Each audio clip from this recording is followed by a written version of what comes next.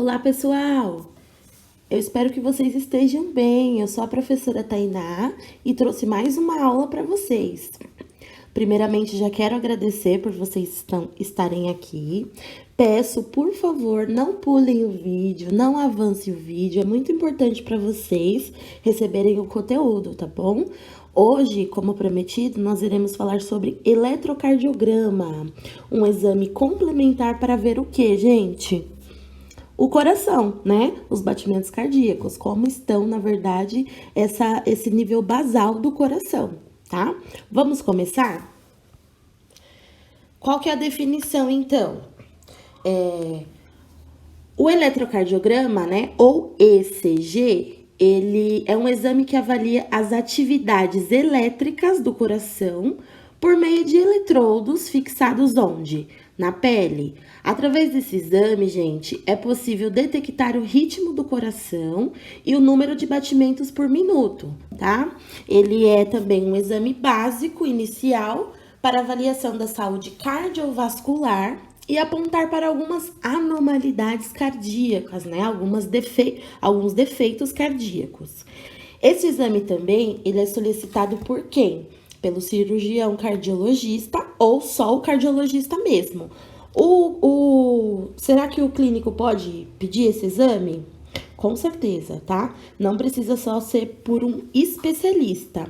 Inclusive, quem pode verificar esse exame, se está muito bom ou ruim, ou, né, ou irregular, é o cardio. Só que às vezes, salvo as exceções, o cirurgião clínico ou o médico clínico mesmo, clínico geral, consegue avaliar também, tá? Então, ele serve para quê? Para acompanhar a melhora ou a piora de algumas doenças. E também se medicamentos para arritmia ou marca-passo estão sendo eficazes. Então, se a pessoa está fazendo um tratamento, precisa saber, né, gente, como é que está. Se esse nível está basal, como é que tá, tudo bem? Além disso, ele pode também monitorar se os dispositivos mecânicos implantados no coração estão funcionando. Então, o paciente às vezes tem um marca-passo, eu preciso saber se esse marca-passo está funcionando de acordo, né? Ou, por exemplo, pode ser também alguma angina, dor no coração, no peito. Pode ser também se a pessoa teve um infarto agudo do miocárdio. Pode ser se ela colocou um stent no coração, né? Pode ser também para ser avaliado como é que tá esse coração, tá? A partir disso, pode-se diagnosticar a existência de vários problemas cardíacos, como por exemplo... Desculpa, vamos lá. Como por exemplo... irregularidades no ritmo cardíaco, como arritmia, seja por um coração acelerado, que é a taquicardia, ou bradicardia, ou fora do ritmo.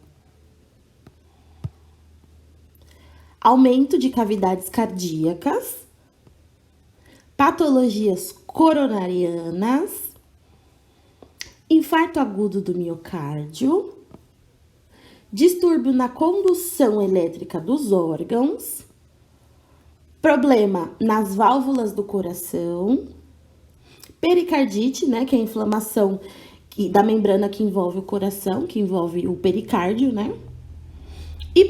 Hipertrofia das câmaras cardíacas, dos átrios ou dos ventrículos, eles ficam hipertróficos, né? Ficam endurecidos e maiores.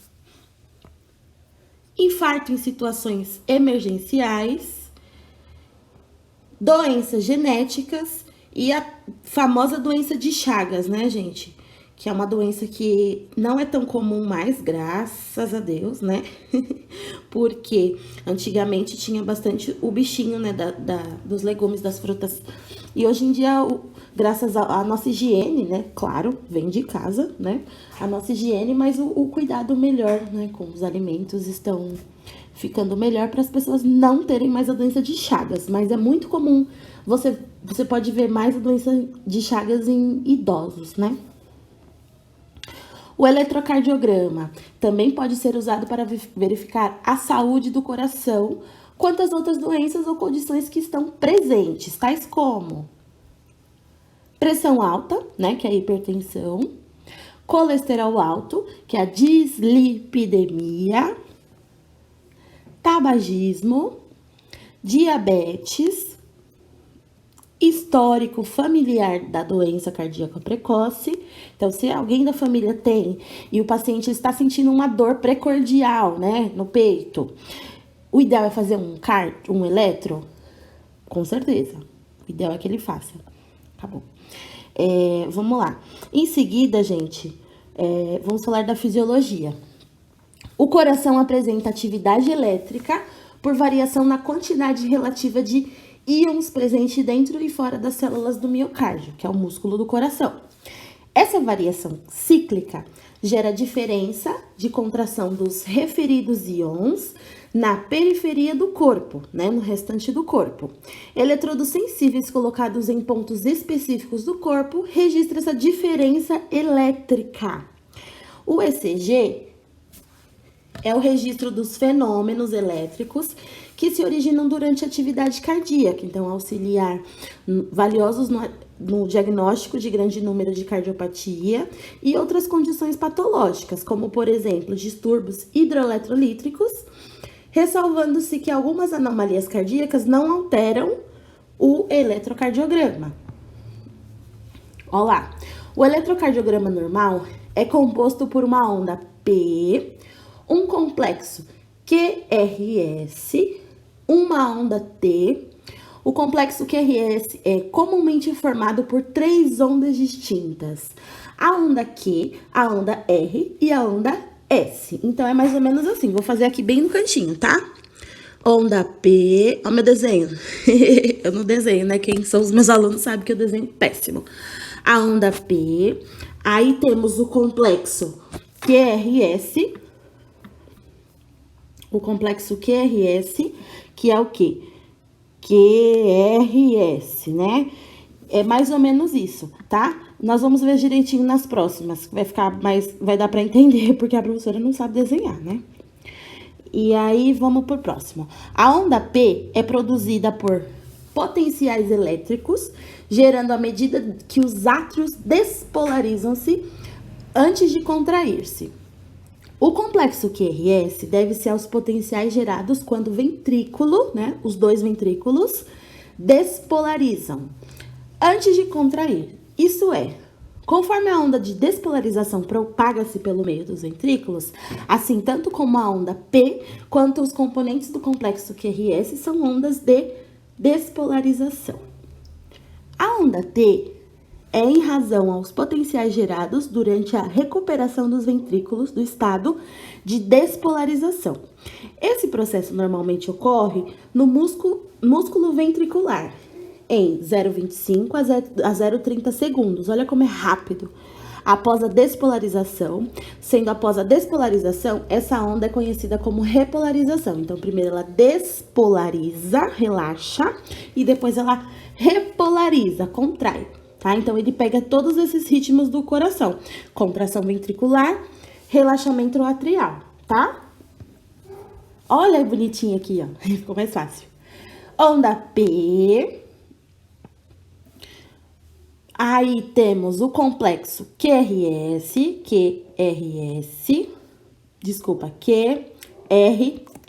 tá? Aqui é só a despolarização. Então, a onda P, complexo QRS, tá? Aqui já é o T, aqui é o T também, porque aqui é a repolarização. Então, repolarização, despolarização. Complexo T e U. Essa última U aqui é só quando ele está relaxando, o relaxamento para poder começar a contrair de novo onde? Na onda P, tá? Então, o complexo QRS fica no meio. Olha aí. Então, na onda P, quem que ativa? Ativação dos átrios, na onda P. No complexo QRS, ativa os ventrículos. Então, aqui manda pra cá pra baixo, né? Que é contração de cada um.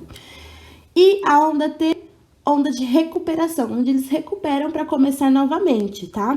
O que vai acontecer lá na recuperação total é na onda U. Tá bom? Deu pra entender? Vamos lá, então, de novo. Onda P. é onde ativa os átrios. Os átrios estão ativando, mandando para os ventrículos, que é um complexo QRS, tá? Logo após o complexo QRS, ele manda para a onda de recuperação, que é a onda T, que finaliza na onda U. Então, vamos lá. Batimentos cardíacos normais. Batimentos cardíacos acelerados. Olha lá. Isso quer dizer que a pessoa está com taquicardia. Batimento cardíaco lento. Que ela está com o quê? É isso mesmo. Eu espero que você tenha falado aí o que é, né? Porque eu vou perguntar daqui a pouco na perguntinha qual que é o batimento cardíacos lentos. E o batimento cardíaco irregular, ele não tem o complexo QRS, né? Ele não forma essa onda aqui bonitinha, ó. Ele é irregular. Ele pega P, já vai para T, depois QRS mal feito, é uma confusão, tá? É mais ou menos assim que está irregular. Desfibrilação. Deixa eu falar,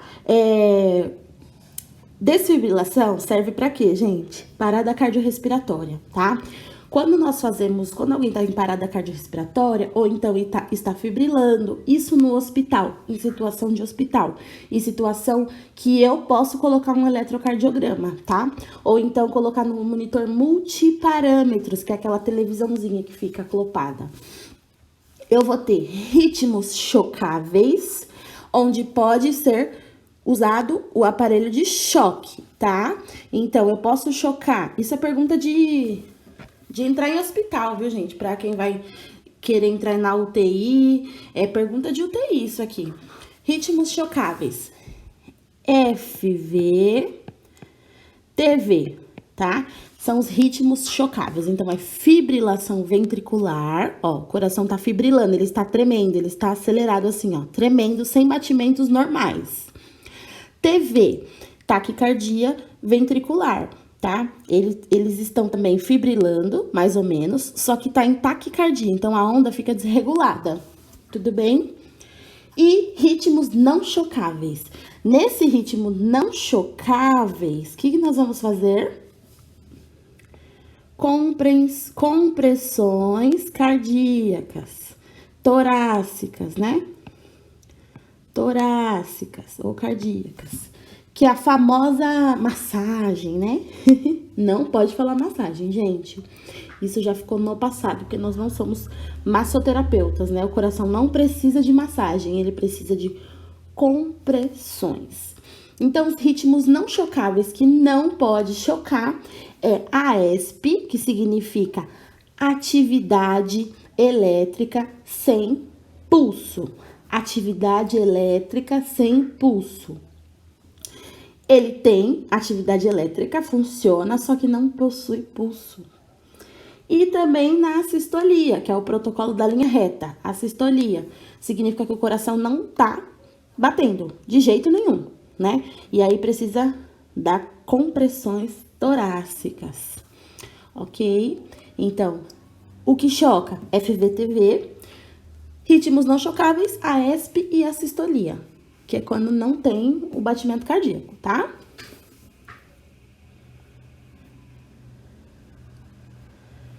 Professora, dá para eu contar os batimentos cardíacos pelo ECG, pelo eletrocardiograma?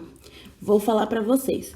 Quando vocês pegarem um eletro de quem for, dos parentes, do primo, do vizinho, de quem tiver aí disponível, tenta contar os batimentos, é muito legal. Por quê? Você não precisa contar o pulso, né? Então, nesse dia, você sabe quantos batimentos o paciente ficou. Então, vocês vão contar os quadradinhos. Olha o quadradinho. Tá vendo os quadradinhos, ó? Os quadradinhos? 1, 2, toda a ponta. 3, 4. Vão contar os quadradinhos. Vai fazer, ó, aqui, nesse exemplo, deu 21,5 quadradinhos. Você vai fazer dividido por 1.500 quadradinhos, tá? Deu o resultado de 69,75, que seria aproximadamente 70 batimentos. Esses batimentos são os mais fidedignos que tem. Por quê? porque ele tá mostrando ali em tempo real. Claro que se já aconteceu, não é tempo real mais, mas o que aconteceu nesse momento foi 70 batimentos. Você pode até colocar a monitorização lá que vai dar aproximadamente isso mesmo. Tudo bem? Então, é um método do médico, quando o cardiologista, quando ele for avaliar, ele vai olhar e vai falar, os batimentos estavam 150 no dia, os batimentos estavam 10 no dia, entendeu? É um modo para ele contar também. Claro que ele vai se atentar mais no quê? No complexo QRS, né? Na onda P, na onda T. Ele vai se embasar, né? Ter um embasamento nas ondas. Mas os batimentos também é algo que super dá para ler sim, super fidedigno, tá bom? Vamos pro próximo. Chegou a nossa parte, ó. O nosso papel, gente, não é ler o exame. Claro, professora, eu quero aprender a ler o exame, porque eu acho importante. Eu acho super válido, tá? Outra coisa, quero fazer um exame de eletroencefalograma, de eletrocardiograma, perdão, para colocar no meu currículo. Eu posso? Sim. Curso de ECG é um curso livre, que você ganha o certificado à parte, tá? Ele é mais ou menos feito em 1 ou 2 meses, depende muito da carga horária. E existem cursos até gratuitos de eletrocardiograma, que vocês já podem começar a fazer ele antes mesmo de acabar o técnico, tá? E é bom para pôr no currículo também como algo a mais, né, gente? Para chamar atenção. Então, como que é feito esse exame? Ele é um exame rápido, simples, não dói. A única coisa que ele pode ser desconfortável é para as mulheres, porque geralmente nós temos que ficar, expostas, né? Isso é muito complicado. Então, quando você for homem e for fazer o procedimento numa mulher, pergunta para ela se tá tudo bem. Eu sei que às vezes a demanda é muita, né? Mas, poxa, se você vê uma amiga lá e fala assim, né, pode ir lá pra fazer, porque ela não se sente confortável. Mas só tem eu lá. Eu sou homem, só tenho eu na unidade. Quem vai fazer? Sou eu. Mas é bom deixar claro para essa pessoa que só tem você disponível no momento e se está tudo bem, né? Porque se estiver tudo bem para ela, você falando com jeitinho, ela vai falar, não, tudo bem, você é profissional, tá? Isso aí é muito contraditório, mas se eu fosse homem, entendeu? Eu perguntaria. Mas aí fica muito a critério, tá? Então, ele é um exame tranquilo.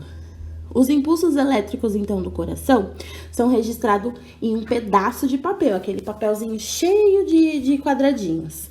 Para a realização do ECG, o paciente fica deitado numa maca em repouso por 5 minutos antes do procedimento, para que o resultado não sofra influência de fatores externos, tais como atividades físicas, uso de cigarro e de preferência que o paciente esteja em jejum. É preferência, mas não vai acontecer, porque às vezes ele vai vir lá de casa, às vezes ele acabou de se alimentar no hospital, tá? Então não é regra. Em seguida, gente, são colocados então os eletrodos na parte torácica anterior, né, que é frontal do peito, nos punhos e no tornozelo. Deixa eu ver se tem uma foto aqui. Nos punhos e nos tornozelos. E aplica-se um gel sobre esse dispositivo para facilitar a medicação da corrente sanguínea. A medição, desculpa. A pele deve estar bem limpa e desengordurada nos locais de fixação dos eletrodos. Se o corpo do paciente tiver muitos pelos, a depilação deve ser feita. E a depilação chama tricotomia, né? Tá. E se a pele for especialmente oleosa, deve ser promovida uma limpeza local com álcool. Mas assim, passou o álcool, passou um paninho de novo para poder o quê? Secar, tá, gente? Para não dar alteração. Então, o eletrocardiografo, né, que é o exame, é ligado e conectado aos eletrodos por meio de fios que irão registrar a atividade elétrica do coração. Após o exame, o aparelho ficará a impressão de 12 visões distintas dos órgãos. Então, ele vai pegar, vai ficar assim, deitadinho, com os eletrodos colados, né? E o papel vai saindo. O exame é bem rapidinho, gente. Então, nós vamos posicionar o quê? V1, V2, V3, V4, V5, V6. E aí, nos 2 punhos e nos 2 calcanhares, tá? É importante seguir a cor? É importante seguir a cor. Professora, nunca fiz, será que eu vou conseguir? Vai conseguir, porque o aparelho, gente, é muito autoexplicativo, sabe? Ele tá falando lá, tem, além da fotinha, né? Tem a foto bonitinho e você consegue imitar o que tá pedindo na foto, tá? Onde é o V1, que cor que é o V1 é preto, o V1 é branco, entendeu? Dá pra saber bem como fazer. Claro que você não vai fazer nada sozinho, né? Eu espero que tenha nos estágios de vocês pra vocês já pegarem como que é antes de chegar lá no hospital sozinho. Então, vamos lá. Esse registro, deixa eu passar isso aqui, pode continuar. Esse registro é realizado por meio de um aparelho, né? Denominado o quê? Eletrocardiografo, que é o nome. O eletrocardiografo nada mais é que um exame que vê o quê? Que mede a diferença entre o potencial de 2 pontos, né? 2 pontos do coração, que é o ápice e a base, tá? É como se ele tirasse uma foto do coração inteiro, assim. Então, ele tem que colocar em todos os pontos, pra quê? Pra ele tirar uma foto do coração. Deu pra entender? Ele tira uma fotinha, tá? Pra poder saber como é que tá todos os lados, né? Não é só o lado da frente do coração. Ele quer saber como é que tá a foto, como é que tá esse coração por inteiro, tá? Quais são os cuidados de enfermagem, professora, que eu devo ter com esse paciente? Então, vamos lá. O paciente deve sempre relatar ao médico os medicamentos que faz uso, que já alguns deles podem causar alterações no resultado. Então, se ele toma alguma medicação que precisa ser suspendida, é bom ele falar pro médico, tá? Pra não dar alteração. Então, se for o cardiologista que for passar, ele vai falar assim, olha, não precisa tomar o seu remédio hoje, tá? Porque amanhã o senhor vai fazer um eletrocardiograma. Pra quê? Pra ver se esse coração já está um pouco melhor, né? Ou não, se precisa alterar essa medicação, tá? O exame não deve ser feito com joias no pescoço, braços ou pulso, então eu vou ter que pedir pro paciente retirá-los, tá? Para homens com muito pelos, então pode ser que seja necessário aparar um pouquinho os pelos. Também não é recomendado praticar exercícios físicos no momento antes do exame, né? Pois pode alterar o nível de batimento cardíaco. E isso, alterando, as linhas quadradinhas vão ficar muito distantes um do outro. O médico pode dar um diagnóstico, não errado, né? Mas ele pode dar um diagnóstico diferente do verdadeiro, tá?